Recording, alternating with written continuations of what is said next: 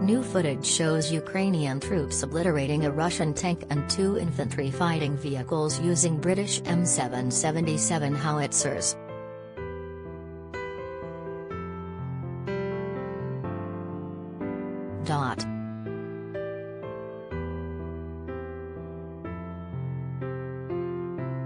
The command of the assault troops of the Armed Forces of Ukraine said, gunners of the 81st Brigade of the DShV, Ukrainian Air Assault Forces, destroyed 1 tank and 2 infantry fighting vehicles of the Russian invaders.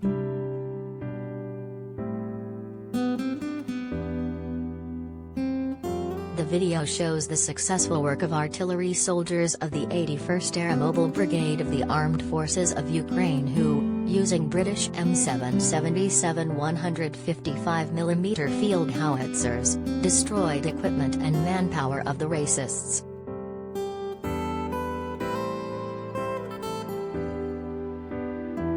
In particular, 1 tank and 2 infantry fighting vehicles of the Russian occupiers, along with their crews, were turned into scrap metal.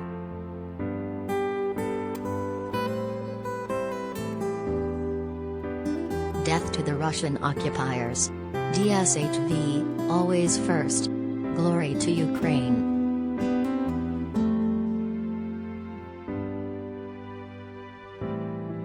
In their costly 4-month invasion,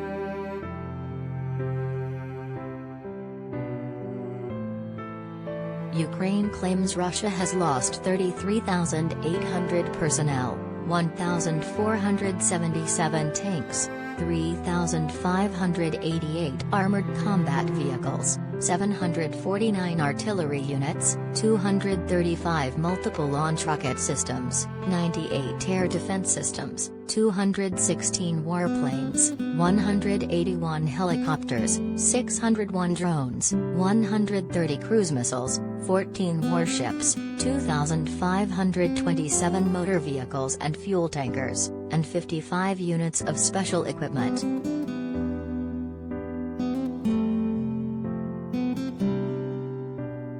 On the battlefield, Russian forces are trying to take complete control of the eastern Donbas region, parts of which were already held by Russian-backed separatists before the February 24 invasion.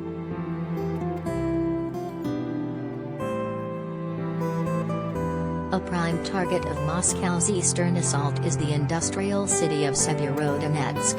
Russia said on Sunday it had seized Mityokin, a village on the outskirts, and Russian state news agency TASS reported that many Ukrainian fighters had surrendered there.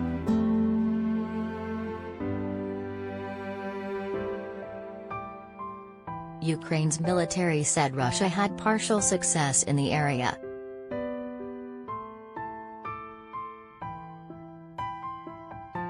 Luhansk Governor Serhiy Gaidai told Ukrainian TV that a Russian attack on Tushkivka, 20 miles south of Severodonetsk, also had a degree of success.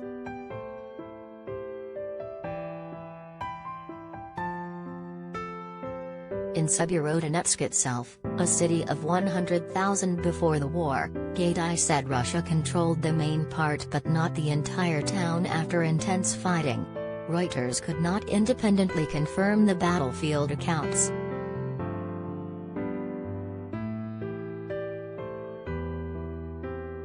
Both Russia and Ukraine have continued heavy bombardment around Severodonetsk with little change to the front line, Britain's Ministry of Defense said on Sunday.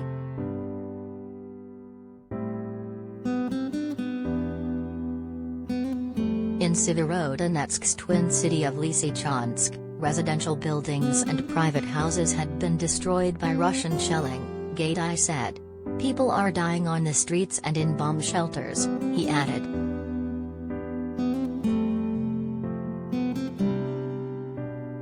He later said 19 people had been evacuated on Sunday. We are managing to bring in humanitarian aid and evacuate people as best we can, Gaidai said.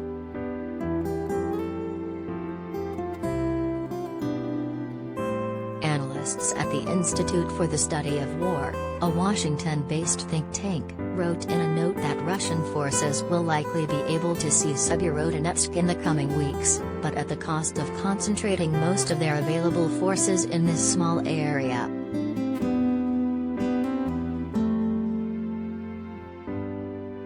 NATO Secretary-General Jens Stoltenberg said the Ukraine conflict could last for years and urged Western governments to continue sending state-of-the-art weaponry to Ukrainian troops, Germany's Bild am Sonntag newspaper reported.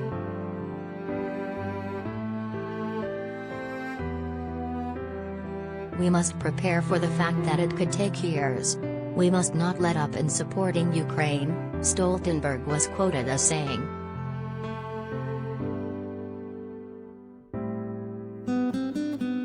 Russia has said it launched what it calls a special military operation to disarm its neighbor and protect Russian speakers there from dangerous nationalists.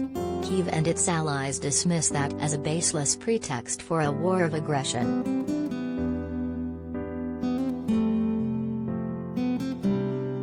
The British military assessment said morale for Ukrainian and Russian combat units in the Donbas was likely variable.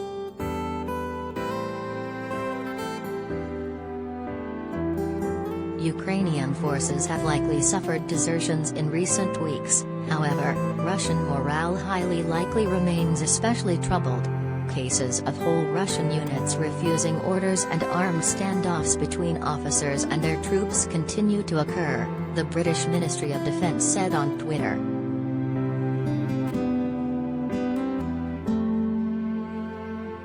In Ukraine's second-largest city Kharkiv, northwest of Luhansk, Russia's defense ministry said its Iskander missiles had destroyed weaponry recently supplied by Western countries.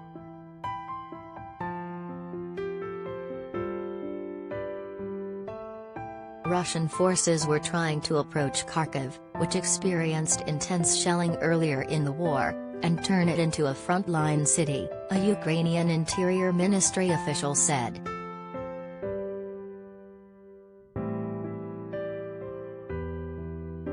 In southern Ukraine, Western weaponry had helped Ukrainian forces advance 6 miles towards Russian-occupied Melitopol, its mayor said in a video posted on Telegram from outside the city.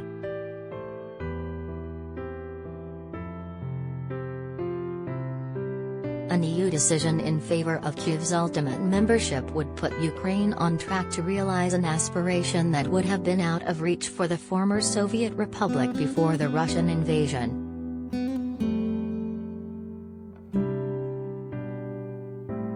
Whole generations fought for a chance to escape from the prison of the Soviet Union and, like a free bird, to fly to European civilization, the Speaker of Ukraine's parliament, Ruslan Stefanchuk, said in a statement.